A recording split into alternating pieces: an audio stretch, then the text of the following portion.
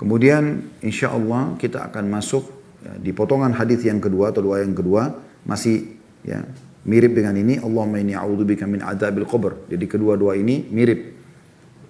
Ya Allah, aku berlindung kepadamu dari siksa kubur. Dan insya Allah pertemuan akan datang kita akan coba masuk ke potongan yang kedua yaitu wa min adzabi jahannam, dan dari siksa neraka jahannam.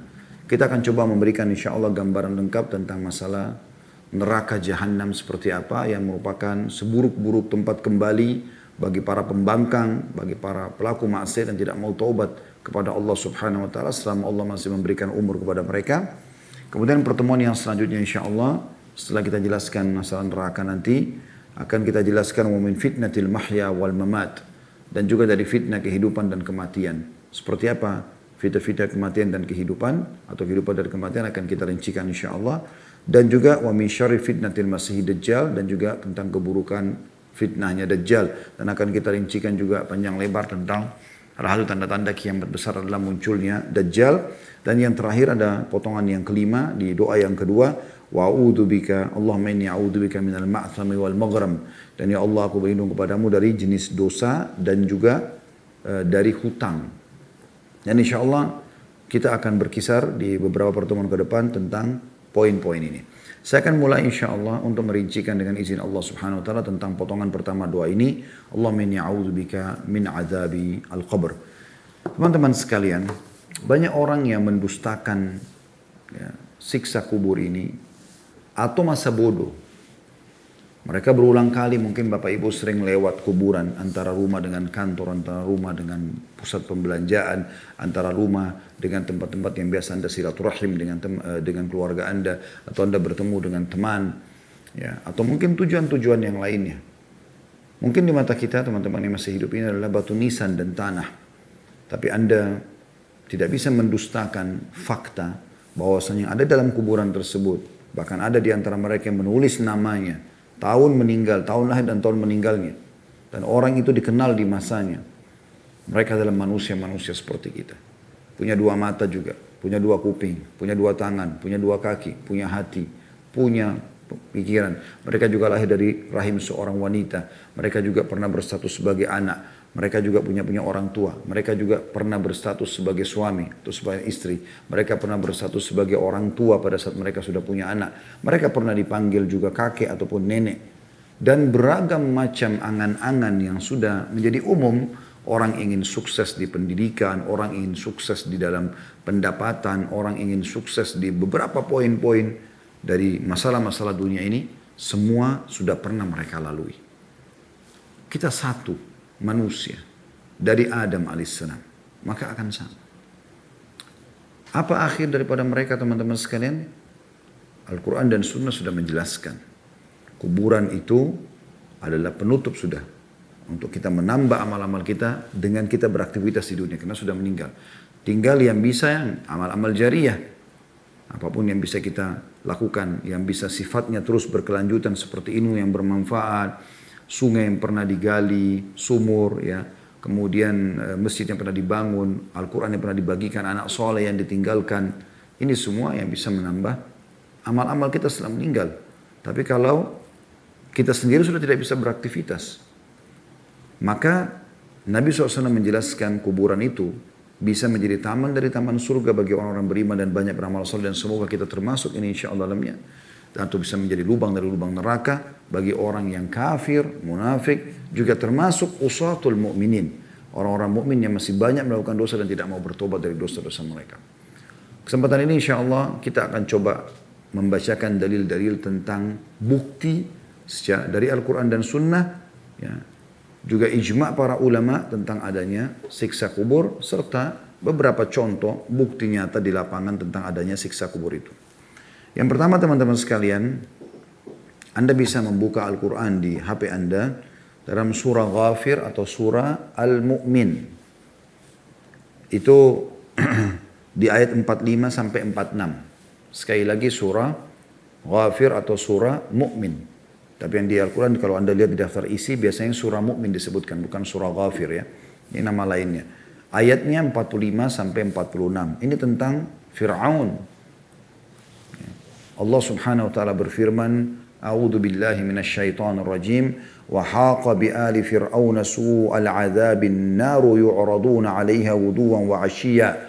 Wa yauma taqumus sa'atu adkhilu ala fir'auna asyaddal 'adzab. Artinya, dan Fir'aun beserta kaumnya dikepung oleh azab yang amat buruk. Saya ulangi, dan Fir'aun beserta kaumnya dikepung, diliputi oleh azab yang amat buruk. Kepada mereka ditampakkan neraka pada pagi dan petang. Ini di mana? Di kubur. Belum ke akhirat, belum ke neraka. Dikatakan kepada para malaikat, pada saat kiamat terjadi, masukkanlah Fir'aun dan kaumnya ke dalam azab yang sangat keras.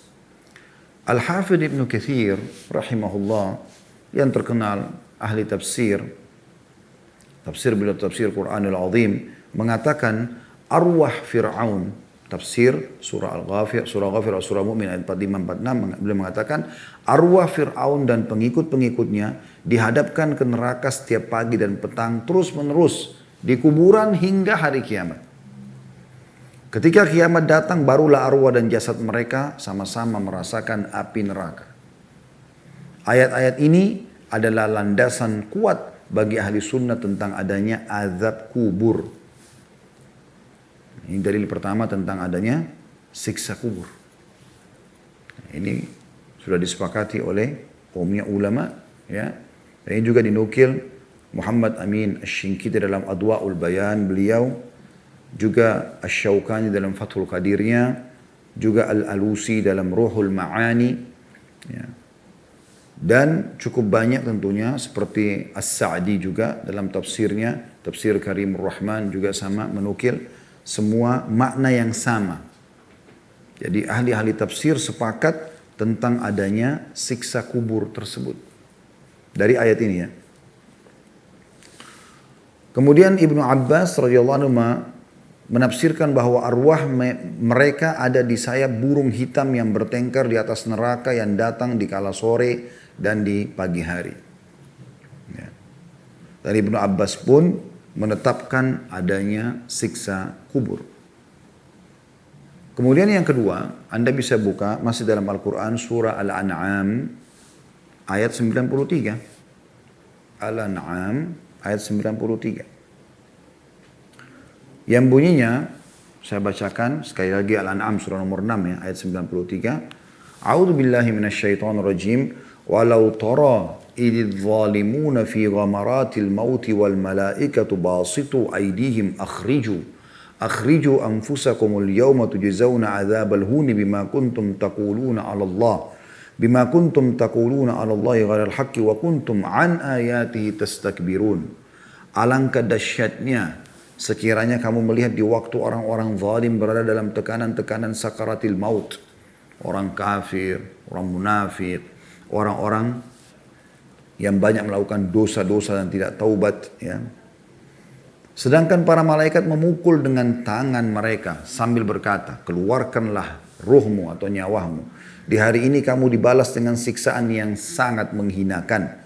Karena kamu selalu mengatakan terhadap Allah perkataan yang tidak benar. Dan karena kamu selalu menyombongkan diri terhadap ayat-ayatnya. Imam Bukhari rahimahullah menyebutkan dalam sahihnya, membuat judul bab maja fi adzabil qabr.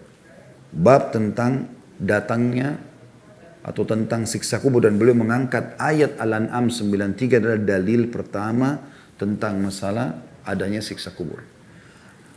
Abdurrahman As-Sa'di rahimahullah, seorang ulama tafsir yang masyhur juga, mengatakan ayat ini adalah dalil adanya azab dan nikmat kubur karena dari konteks kalimatnya azab yang ditujukan kepada orang-orang kafir tersebut dirasakan ketika sakaratil maut, ketika dicabut nyawa mereka.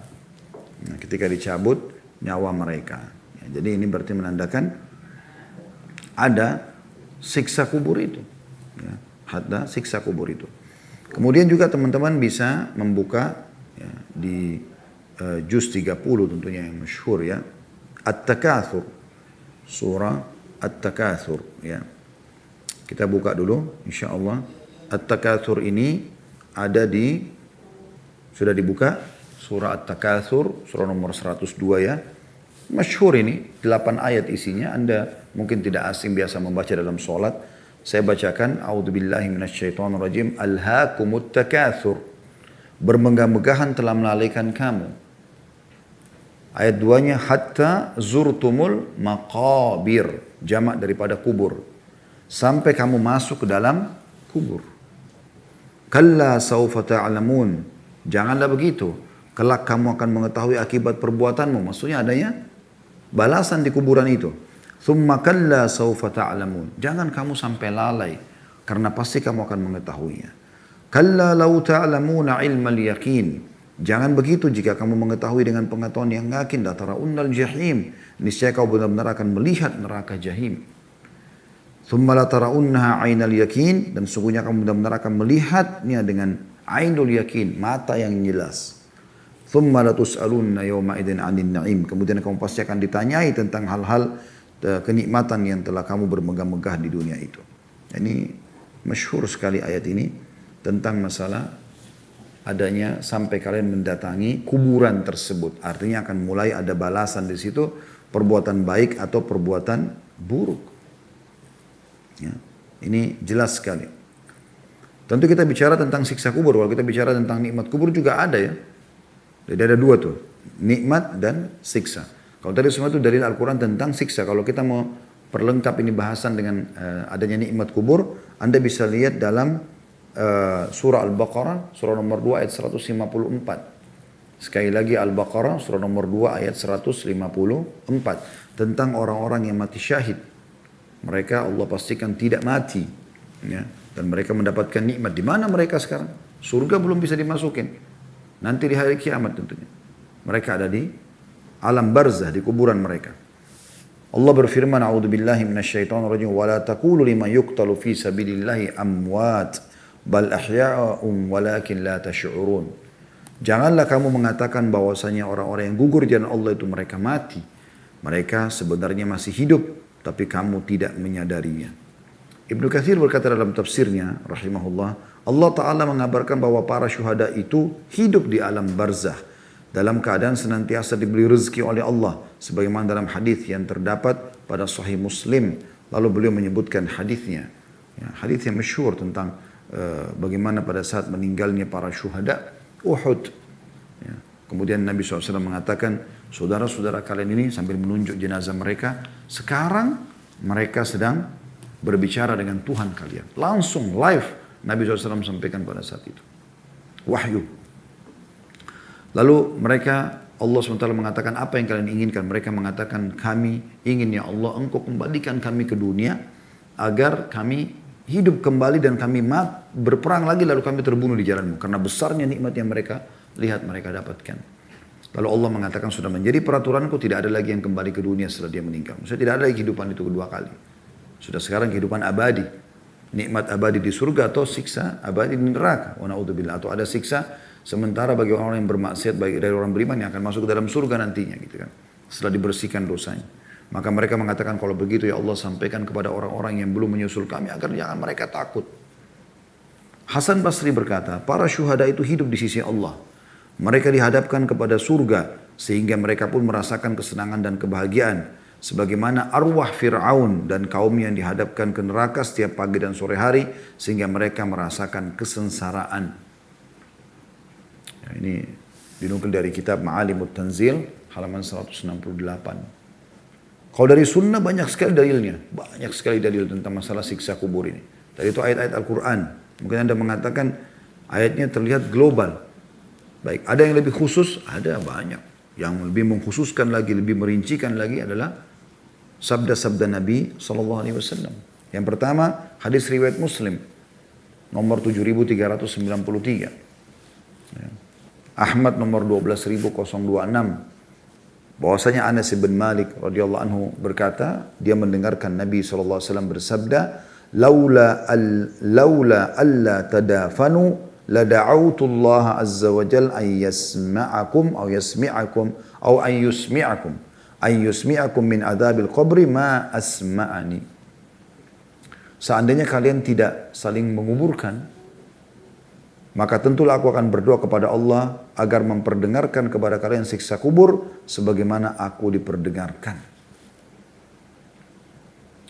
Jadi Nabi SAW memastikan dari hadis ini bahwasanya memang Allah menutup kuping kita, manusia dan jin, untuk mendengarkan siksa kubur. Ya.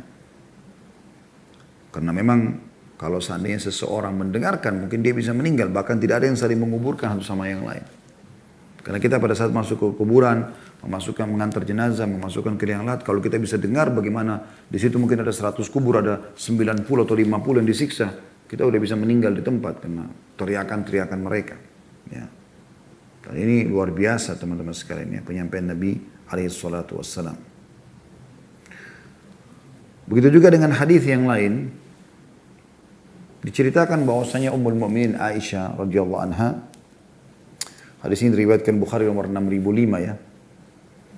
An Aisyah qalat dakhalat alayya ajuzani min ujuzi Yahudil Madinah faqalata li inna ahlal kuburi yu'adzabuna fi kuburihim. Ibunda mulia Aisyah radhiyallahu anha berkata, telah masuk kepadaku dua orang tua, ajuzan, ibu yang sudah sangat tua, dari orang Yahudi Madinah. Kemudian keduanya berkata, sungguhnya penghuni kuburan disiksa di kubur mereka. Fakadzabtuhuma, lalu saya memungkiri keduanya. Walam an'im an usaddikuhuma, dan saya tidak ingin sebenarnya membenarkan mereka karena Aisyah waktu itu belum mengetahuinya. Fakharajata wa dakhala alayya an-nabiyyu sallallahu alaihi wasallam. Maka mereka pun hanya keluar dari rumahku, dan setelah itu Nabi SAW masuk ke dalam rumah.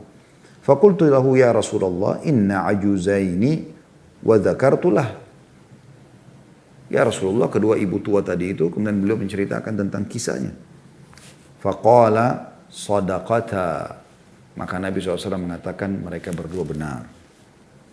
Innahum yu'adzabuna 'adzaban tasma'uhu al-bahaimu kulluha. Sesungguhnya mereka yang disiksa di kubur itu, wa na'udzubillah, betul-betul didengar siksaan mereka oleh seluruh hewan-hewan. Lalu Aisyah berkata, "Fama ra'aituhu ba'du fi salatin illa ta'awwadha min 'adzabil qabr." Oleh karena itu setelah penyampaian tadi itu aku tidak pernah lagi melihat Nabi SAW meninggalkan doa ya, berlindung kepada Allah dari siksa kubur. Makanya kita di sini kan doa sebelum salam ya. Nah, Nabi SAW berlindung kepada itu karena luar biasa siksa kubur itu. Ya. Kemudian juga hadis yang lain. Hadis ini diriwayatkan oleh Bukhari nomor 1369 ya. Muslim 7398. Kata Rasulullah SAW, "Idza uq'ida al-mu'minu fi qabrihi utiya, thumma syahida an la ilaha illallah wa anna Muhammad Rasulullah, fadzalika qawlu yuthabbitu Allahu alladhina amanu bil qawli tsabit." Jika seorang mukmin telah didudukkan di dalam kuburnya, ia kemudian didatangi oleh dua malaikat lalu bertanya kepadanya, maka dia akan menjawab dengan mengucapkan la ilaha illallah Muhammadur Rasulullah. Itulah ya, maksud daripada firman Allah Subhanahu wa taala, dan Allah menubuhkan orang-orang beriman dengan perkataan yang teguh, dari surah Ibrahim ayat 27. Dan ini bukti nyata tentang penyampaian Nabi SAW ada siksa kubur. Kemudian dalil yang selanjutnya, riwayat dari Ibnu Abbas radhiyallahu anhuma, dan ini hadis riwayat Bukhari nomor 6055 dan Muslim 703, yang berbunyi, An Ibnu Abbas radhiyallahu anhu qala marra an-nabiy sallallahu alaihi wasallam bihaitin min hitanil Madinati aw Makkah. Satu hari pernah Nabi SAW keluar lalu melewati pekuburan di Madinah atau di Mekah. Ya. Fasami'a sauta insanaini yu'adzabani fi kuburihima. Maka beliau mendengar dua orang yang sedang disiksa di kubur mereka. Faqala an-nabiy sallallahu alaihi wasallam, maka Nabi SAW bersabda, yu'adzabani wa ma yu'adzabani fi kabir. Keduanya sedang disiksa, ya. Tidaklah keduanya disiksa karena dosa besar menurut mereka berdua. Dalam riwayat yang dikatakan wa innaha lakabirah. Sesungguhnya dosa itu besar yang mereka lakukan. Tsumma qala bala kana ahaduhuma la yastatiru min bawlihi wa kana al-akharu yamshi bin namimah. Pastikan keduanya disiksa karena dosa besar. Makanya Imam Madzhabi rahimahullah Imam Az-Zahabi rahimahullah memasukkan ya, kedua perbuatan ini dalam dosa besar. Yang pertama kata Nabi SAW, ya, tidak cebok dari kencingnya. Tidak bersuci dari kencingnya. Kemudian yang kedua, suka mengadu domba. Ini Nabi SAW pastikan, jadi live ini. Lewat kuburan lalu beliau mengatakan, kedua penghuni kuburan sedang disiksa. Lalu beliau jelaskan, salah satu sebab siksa kubur adalah tidak cebok tadi. Berapa banyak umat Islam yang ikut-ikutan sama orang kafir. Ya, mereka tidak menggunakan air. Bahkan lebih parah daripada itu, naudzubillah, ya, sampai pada tingkat buang air besar pun. Buang air kecil dan buang air besar ini bisa membatalkan sholat kalau masih ada kotoran tidak cebok. Saya bahkan pernah mendatangi beberapa negara non-muslim dan saya pada saat bertamu diundang makan di rumah orang-orang Islam di sana, subhanallah mereka juga mengikuti cara itu. Susah, nggak ada air. Saya pernah masuk ke WC mereka bingung mau bagaimana caranya. Sebagian mereka yang peduli dengan masalah agama, mereka beli ember atau mereka menziarahkan. Sebenarnya mereka bisa menyiapkan spoitnya atau ya, showernya atau apalah ya yang bisa dipakai. Tapi subhanallah mereka tidak lakukan itu. Itu di rumah Islam dan saya lihat sendiri. Allahul musta'an. Ini bahaya penyebab siksa kubur. Dan ulama mengatakan semua dosa-dosa, terutama dosa-dosa besar, ya, itu kalau orang tidak taubat bisa menjadi penyebab siksa kubur. Maka harus hati-hati. Sementara ijma' para ulama dinukil dari Uthman bin Affan radhiyallahu anhu, beliau berkata, "Sami'tu Rasulullah sallallahu alaihi wasallam yaqul," aku mendengarkan Rasulullah SAW bersabda, "Innal qabra awwalu manazilul akhirah, wa man naja minhu, fama ba'du aisara minhu." Sesungguhnya kubur adalah awal tempat menuju ke akhirat. Siapa yang lolos darinya, selamat, maka yang setelahnya akan lebih mudah baginya. Wa man lam yamju minhu, fama ba'du ashaddu min. Siapa yang tidak lolos di kuburan, maka yang setelahnya akan lebih parah. Qala faqala Uthman radhiyallahu anhu ma ra'aitu mandaran qattun illa wal qabru afdha'a min.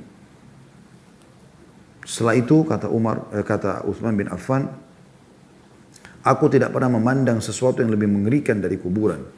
Diriwayatkan Tirmidzi nomor 2308 dan dinyatakan hasan oleh Ibnu Hajar rahimahumullah semuanya. Juga Aisyah, Ibnu Abbas, Zaid bin Thabit, Sa'id al-Khudri, Jabir bin Abdullah radhiyallahu anhum ajma'in juga ya, menyatakan keimanan mereka terhadap siksa kubur. Juga Imam Abul Hasan Ali bin Ismail al-Asy'ari rahimahullah berkata, "Wa ankaru syafa'atu Rasulillah sallallahu alaihi wasallam lil mudhnibin." Dan ada orang-orang yang memungkiri tentang syafaat Nabi SAW terhadap pelaku-pelaku dosa.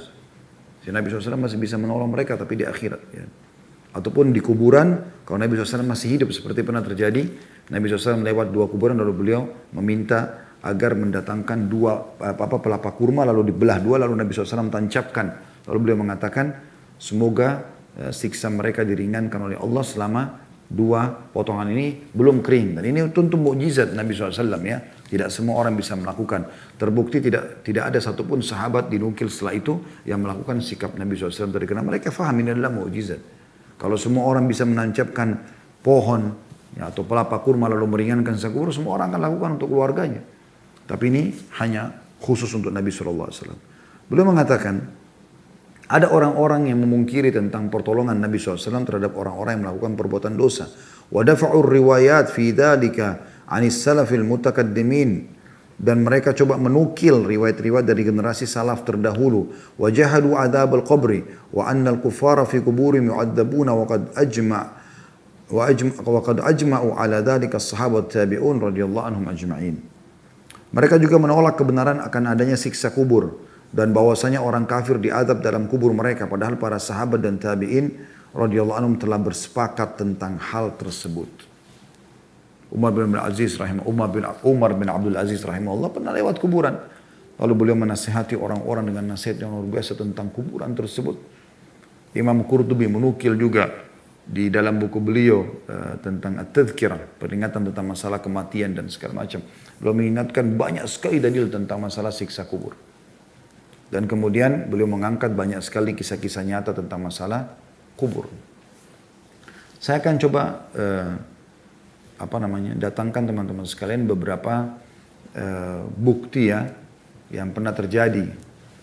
Di antaranya dinukil di zaman Muawiyah radhiyallahu anhu pada saat beliau menjadi khalifah, pendiri pertama dinasti Umayyah, sekitar di tahun 53 kalau saya tidak salah ya, tahun 50-an Hijriyah, karena beliau menjadi khalifah dari tahun 40 sampai 60 Hijriyah. Ya, beliau 20 tahun menjadi gubernur dari zaman Umar bin Khattab sampai zaman Ali radhiyallahu ajma'in. Kemudian setelah itu beliau menjadi khalifah selama 20 tahun. Yang jelas di masa beliau pernah ada laporan dari masyarakat Madinah kalau ada sumber air mereka temukan dan sumber air ini mau dialurkan ke Madinah hanya saja melewatin kuburan para syuhada Uhud. Para syuhada Uhud. Maka pada saat itu pun mereka berdiskusi dan masih ada beberapa sahabat yang hidup. Akhirnya Muawiyah mengeluarkan instruksi boleh menggali kuburan para syuhada dan memindahkan mereka demi untuk maslahat umum. Maka mereka mulai menggalilah pada saat itu. Di antara yang ikut menggali adalah Jabir. Jabir radhiyallahu anhu masih muda pada saat Nabi SAW meninggal dan beliau punya ayah bernama Abdullah bin Haram, termasuk orang yang pertama mati syahid di Uhud. Dan Nabi SAW memastikan kepada Jabir kalau ayahnya satu-satunya orang yang Allah ajak bicara dari tanpa ada hijab, dan Allah menyuruh ayahnya untuk meminta sesuatu. Namun dia hanya minta agar dikembalikan ke dunia agar bisa terbunuh lagi mati syahid. Jadi mereka orang mati syahid ini merindukan tusukan itu pada saat ditusuk, pada saat kena peluru, pada saat kena bom, itu yang dia rindukan. Karena pada saat itu begitu kena, dia nggak rasa lagi sakitnya. Ajalnya sudah datang, orang yang mati sudah tinggal lihat malaikat saja, tidak lihat lagi apa yang sedang terjadi pada dia, tidak rasakan lagi. Maka dia melihat semuanya janji Allah SWT yang sangat besar, luar biasa. Maka digalilah. Dan Jabir menceritakan radhiyallahu anhu, saya masih mengingat ayahku dikubur dengan bajunya yang berwarna hitam bergaris putih. Dan baju itu masih utuh, serta ayah saya masih memegang luka di bagian kepalanya, yang pada saat kami pindahkan tangannya darahnya ngucur. Uhud terjadi tahun 3 Hijriah. Ini terjadi kurang lebih di tahun 53 Hijriah, 50 tahun setelah kejadian perang Uhud. Bagaimana mereka tetap ada di kubur tersebut, utuh jasadnya. Dan juga jenazah Hamzah radhiyallahu anhu, pada saat mereka memindahkan dan mau masukkan, dinukil dalam kisah buku-buku sejarah, ada salah satu orang yang menggali kuburan tersebut untuk menguburkan kembali, tidak sengaja cangkul mereka menyentuh jempol kakinya Hamzah dan mengeluarkan darah. Radhiyallahu anhum ajma'in. Dan bagaimana Nabi SAW memastikan mereka berbicara dengan Allah Subhanahu Wa Taala para syuhada Uhud itu. Anda bisa kembali ke kajian kami di Sirah Nabawi, bagaimana luar biasanya Nabi SAW live menyampaikan kalau mereka ini hidup. Dan Allah menyebutkan ke dalam Al-Quran, وَلَا تَحْسَبَنَّ الَّذِينَ قُتِلُوا بِسَبِيلِ اللَّهِ أَمْوَاتًا بَلْ أَحْيَاءٌ عِندَ رَبِّهِمْ يُرْزَقُونَ. Jangan kalian mengira orang yang terbunuh jalan Allah itu mati, tapi mereka hidup di sisi Tuhan mereka. Mereka hidup di sisi Tuhan mereka diberikan rezeki. Farihina bima atahumullah min fadli. Mereka sangat gembira dengan apa yang Allah berikan kepada mereka. Wa yastabshiruna billadzi lam yalhaqu bihim, dan mereka menyampaikan berita gembira kepada orang-orang yang belum menyusul mereka. Gak usah takut. Kami sudah lihat nih. Allah katakan dalam Al-Quran. Juga di kejadian Uhud, pada saat pertama terjadi perang Uhud, sudah selesai. Maaf, ini kejadian perang Badar, bukan di Uhud. Perang Badar. Waktu terbunuh tokoh-tokoh Quraisy, Abu Jahal, Umayyah bin Khalaf, Syaibah, Al-Walid, Utbah, banyak yang meninggal. Kurang lebih 70 tokoh-tokoh Quraisy mati semua. Tinggal di Mekah pada saat itu tersisa orang yang tua saja, Abu Sufyan saja. Karena tidak ikut berperang. Kuasa Allah SWT, Allah nanti berikan hidayah dia masuk Islam. Radhiyallahu anhu. Tapi yang lain semua ini pembenci-pembenci Islam mati semua. Nabi SAW memang pernah sebutin mereka. Di Mekah. Kalau Allah SWT akan menghukum mereka dengan kata Para sahabat kami melihat orang-orang yang Nabi SAW sebutkan namanya itu terbunuh di Badr. Yang jelas setelah selesai peperangan, yang lain ada ditawan, ada yang melarikan diri dari pasukan Quraisy. Maka Nabi SAW suruh mengumpulkan jenazah orang-orang kafir Quraisy di sumur. Sebuah sumur. Lalu Nabi SAW setelah dikubur semuanya. Kecuali waktu itu kalau tidak salah Umayyah bin Khalaf ya. Umayyah bin Khalaf atau Abu Jahal salah satunya yang tidak bisa lagi ditarik. Kalau saya Umayyah bin Khalaf, karena kalau ditarik mau digiring itu badannya bisa copot dari tubuhnya, membusuk udah. Maka dia dilemparin dengan batu sehingga tertumpuk gitu. Tapi yang lain dilempar dalam sumur. Lalu Nabi SAW mengatakan, wahai fulan bin fulan, wahai fulan bin fulan, disebut satu-satu nama mereka. Satu persatu disebutkan. Wahai fulan bin fulan.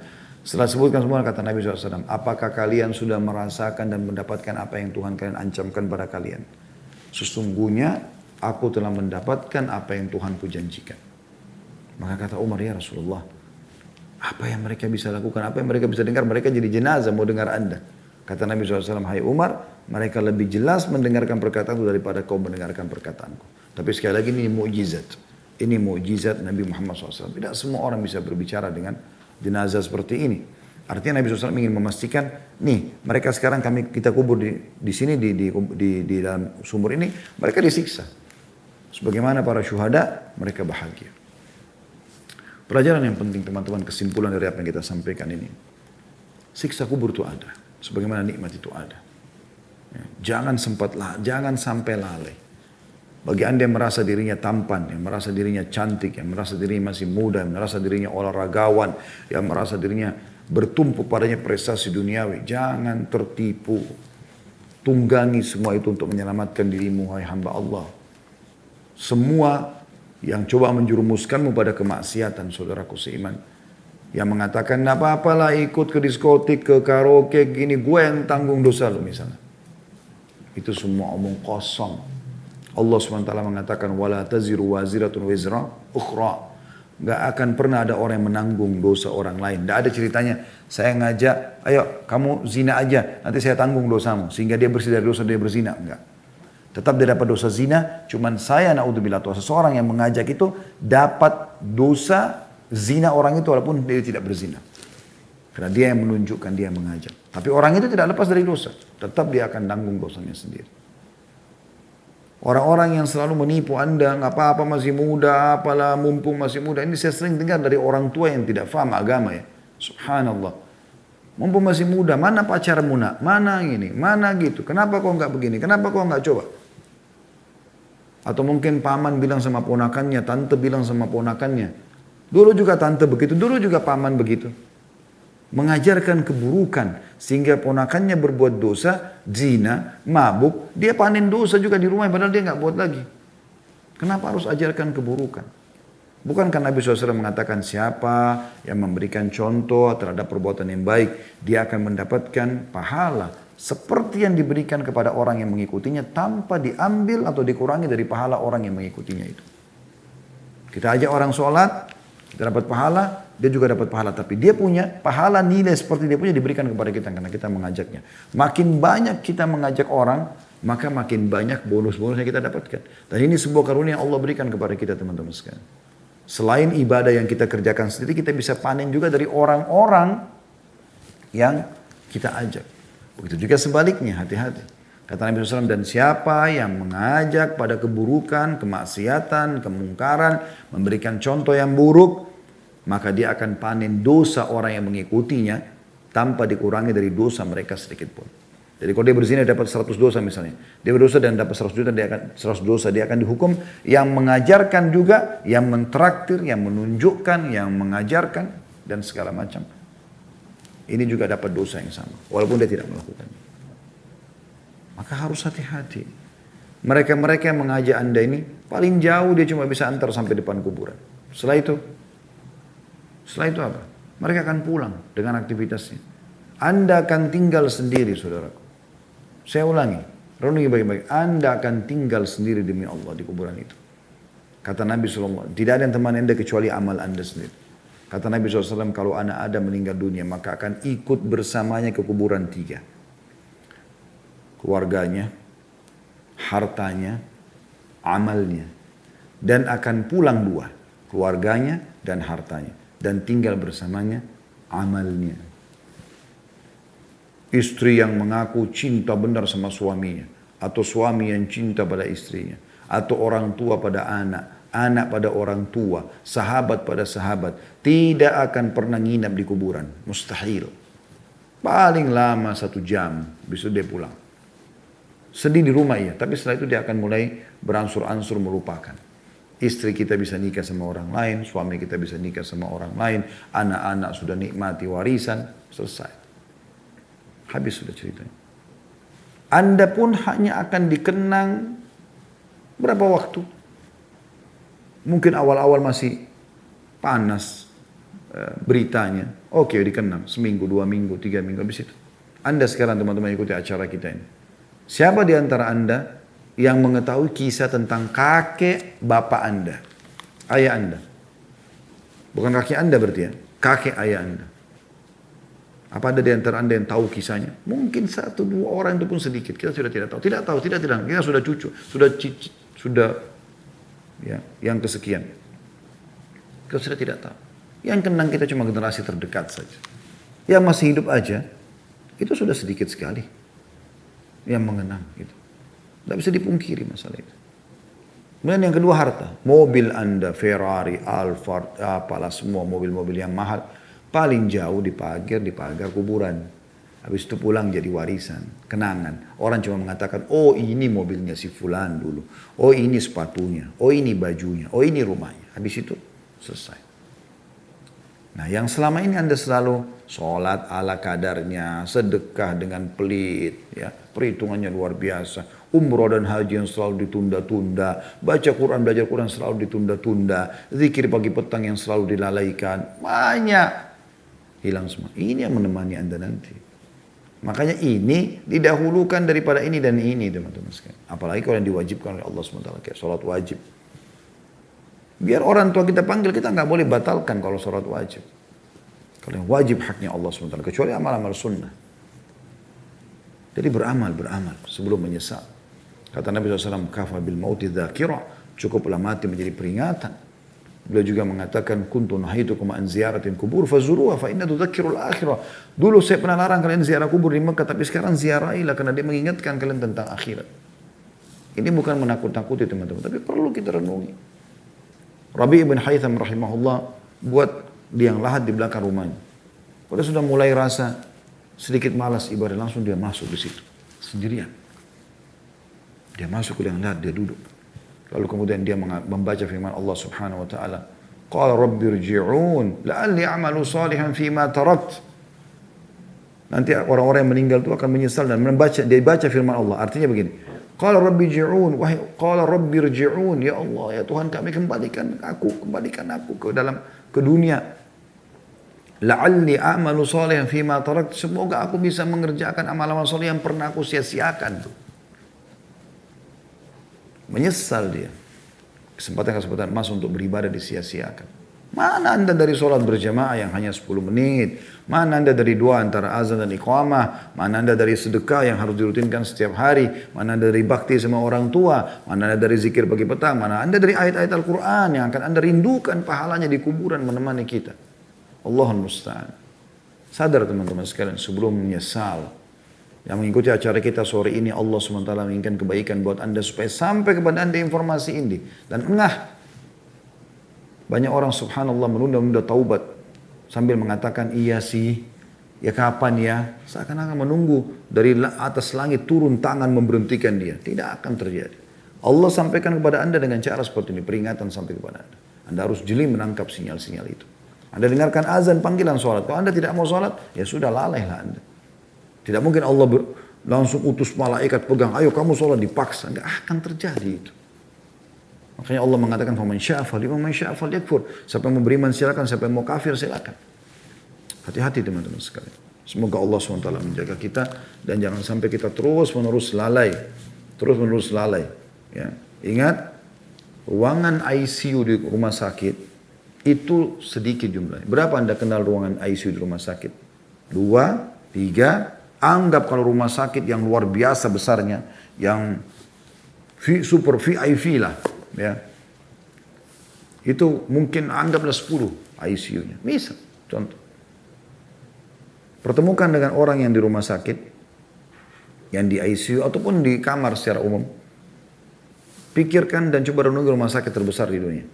Coba lihat jumlah yang ada di situ. Berikut semua pegawainya. Mana lebih banyak jumlahnya itu dengan orang yang lalu lalang depan rumah sakit itu. Anda akan temukan yang lalu lalang jauh lebih banyak jumlahnya. Artinya orang yang sehat lebih banyak daripada orang yang sakit. Dan mereka meninggal juga. Banyak orang mengkhayal kadang-kadang nanti kalau masuk ruangan ICU tidak sadarkan diri baru meninggal dunia. Tidak, saudara. Coba nonton di YouTube itu. Ya, mati tiba-tiba. Akan banyak cuplikan. Ada orang lagi jalan tiba-tiba mati. Ada orang lagi duduk mati tiba-tiba. Masing-masing sesuai dengan amalnya dia. Ada orang lagi ceramah meninggal. Ada orang lagi mabuk-mabukan menyanyi meninggal. Na'udzubillah minasyaitonir rajim. Banyak. Kemudian kita dikasih husnul khatim. Antum kalau mau lihat, ini kata penutup saya, bahwa kita buka pertanyaan insya Allah. Kalau mau ya, melihat orang itu husnul khatimah atau su'ul khatimah, lihat seperti sabda Nabi SAW. Allah akan menutup hidup seorang hamba sesuai dengan amal yang sering dia kerjakan. Jangan terpengaruh dengan kedoknya. Allah musta'an. Semoga Allah menolong kita.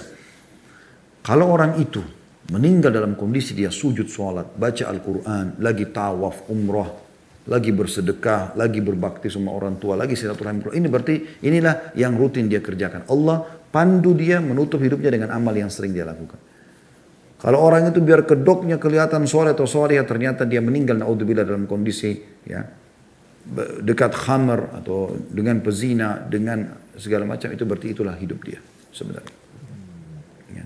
Bukan patokan orang itu berarti soleh harus tersenyum. Hamzah radhiyallahu anhu itu dibelah hidungnya. Berdarah semua, dadanya disobek. Rusak secara fisik. Tapi beliau pemimpin para syuhada. Ya.